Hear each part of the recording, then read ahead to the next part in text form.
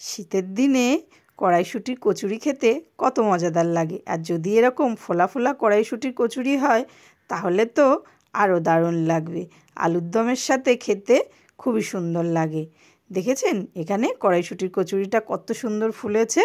নমস্কার বন্ধুরা, আপনারা দেখছেন সাহাবাড়ির রান্নাঘর। আমি শম্পা সাহা। তাহলে চলুন আজকে কড়াইশুঁটির কচুরির রেসিপিটা দেখে নিই। আমি এখানে কড়াইশুঁটিগুলো ধুয়ে নিয়েছি, নিয়ে ভালো করে ছাড়িয়ে নিলাম। কড়াইশুঁটিগুলো ছাড়িয়ে নিয়ে একটা মিক্সির বাটিতে কড়াইশুঁটিগুলো নিয়ে নিলাম। 4টে কাঁচা লঙ্কা দিলাম আর অল্প আদা দিলাম।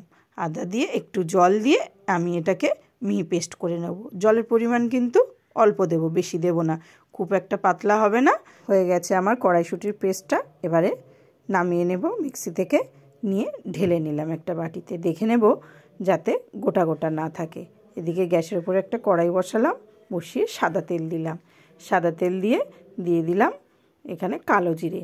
আপনারা যদি হিং দিতে চান তাহলেই তেলের মধ্যে হিং দিয়ে দিতে পারেন। আমি হিং দেব না, তাই কালো জিরে দিয়ে দিলাম। হিং দিলে হিংও দিয়ে কালো জিরে দিয়ে দেবেন।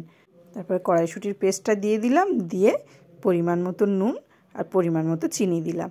তারপরে কড়াইশুঁটির মধ্যে যেটুকু এক্সট্রা জল থাকবে এইভাবে ভালো করে নেড়ে নেড়ে পুরোটা টানিয়ে নিতে হবে। হয়ে গেছে কড়াইশুঁটির পুরটা আমি নামিয়ে নিলাম, নিয়ে ভালো করে ঠান্ডা হতে দেব। এদিকে আমি একটা গামলা নিয়েছি, নিয়ে তার মধ্যে আমি ছোটো বাটি 2 বাটি আটা আর 2 বাটি ময়দা নিয়ে নিয়েছি। আমি এখানে আটা ময়দা মিশিয়ে করব কচুরিটা। আপনারা যদি চান তাহলে পুরো ময়দার করতে পারেন। আমি পরিমাণ মতো নুন, পরিমাণ মতো চিনি আর সাদা তেল দিয়ে দিলাম। আপনারা যদি চান এখানে ঘি বা ডালডা দিতে পারেন। আমি এখানে সাদা তেল দিয়ে আগে ভালো করে মেখে নেব। তারপরে অল্প অল্প জল দিয়ে মাখতে থাকবো। বেশি জল পড়ে গেলে পাতলা হয়ে যাবে ডোটা, তাই অল্প অল্প জল দিয়ে মাখতে থাকবো। এইভাবে আমি একটা শক্ত ডো তৈরি করে নেব। দেখুন মাখা হয়ে গেছে। এবারে আমি এটাকে ঢেকে রাখবো 10 মিনিট। 10 মিনিট রেস্টে রাখলে তাহলে ময়দাটা নরম থাকবে। ঢেকে দিলাম। তারপরে 10 মিনিট পরে ঢাকনাটা খুলে নিলাম। নিয়ে দেখুন কতটা নরম হয়েছে। খুব বেশি নরম হবে না আর খুব বেশি শক্ত হবে না। হাত দিয়ে আরও একটু ভালো করে ডলে নেব। নিয়ে তারপরে আমি লেচি কেটে নেব। হাত দিয়ে এইভাবে লম্বা লম্বা করে নিলে লেচি কাটতে কিন্তু সুবিধা হবে। হাত দিয়ে এইভাবে লম্বা লম্বা করে তাহলে মিডিয়াম সাইজের লেচি কেটে নেব। খুব বড় কাটবো না, কারণ এর মধ্যে পুর ভরবো। পুর দিলে কিন্তু আরও অনেকটা বড় সাইজের হয়ে যাবে, তাই এই মিডিয়াম সাইজের করব লেচিগুলো। আমি এখানে সব লেচিগুলো কেটে নিলাম। একটা করে লেচি হাতের তালুতে নিয়ে এইভাবে গোল গোল করে নেব। নিয়ে এইভাবে সাইড দিয়ে প্রেস করে আমি ছড়িয়ে নেব ভালো করে। মাঝখানে কিন্তু খুব একটা প্রেস করব না, সাইডগুলো হাত দিয়ে চেপে চেপে ভালো করে ছড়িয়ে নেব। তারপরে কড়াইশুঁটির পুরটা ওর মধ্যে দিয়ে দেব।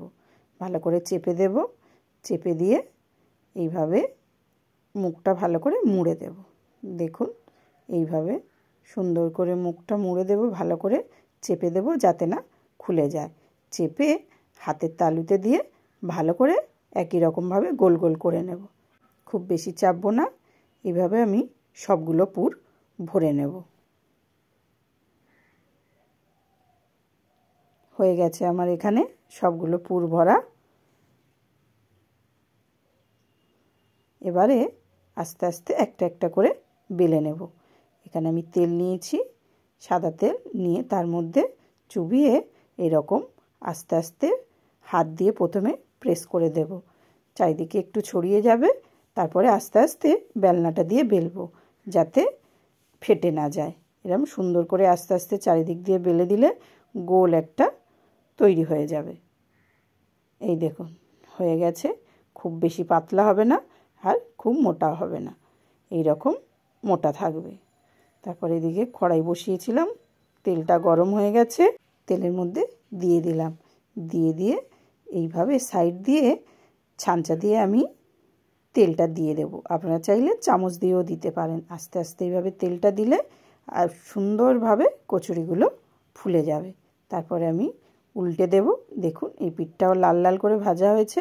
দুটো পিঠ লাল লাল করে ভাজা হলে তারপরে আমি তুলে ফেলবো। দেখেছেন কত সুন্দর ফুলেছে। এই রকমভাবে আমি সবগুলো কচুরি ভেজে নেব। এইভাবে বাড়িতে কচুরি বানিয়ে নিলে বড় থেকে ছোট সবাই কিন্তু খুব পছন্দ করবে।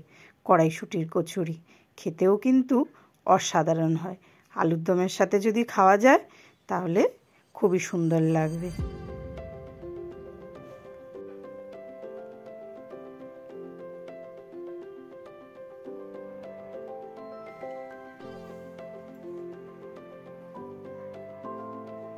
আজকের এখানেই শেষ করছি। আবার দেখা হবে নতুন একটা রেসিপি নিয়ে।